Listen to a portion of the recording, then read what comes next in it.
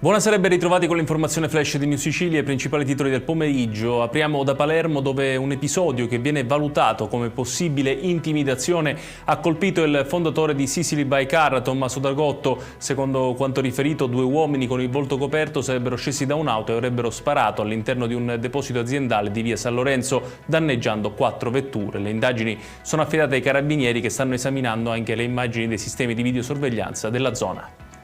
Ci spostiamo ad Augusta, nel Siracusano, dove nel carcere di Brucoli si è registrato il terzo decesso dall'inizio dell'anno. A perdere la vita è stato Francesco Capria, detenuto di 41 anni, originario di Messina.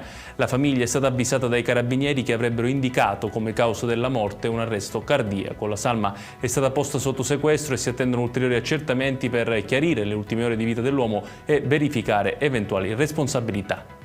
Torniamo a Palermo, dove i dipendenti della società italo-belga hanno dato vita a un corteo di protesta dopo l'esclusione della ditta dalla gestione di una parte della spiaggia di Mondello.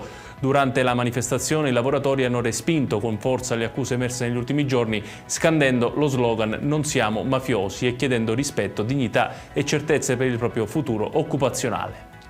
A Catania, tensione nella zona del Castello Ursino, dove nella tarda mattinata si è verificato uno scontro sfiorato tra gruppi di tifosi rossazzurri, uno della tribuna B e uno della curva sud. Secondo la ricostruzione ci sarebbe stato il lancio di bombe carte e fumogeni prima dell'intervento della Digos, che ha evitato il degenerare della situazione e riportato la calma.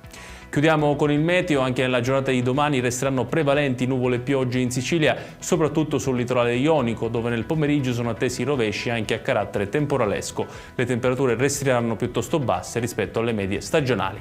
Ed è tutto per questa edizione. Tutti i dettagli su queste notizie li trovate come sempre sul nostro sito www.newsicilia.it. Grazie per averci seguito e buon proseguimento di serata.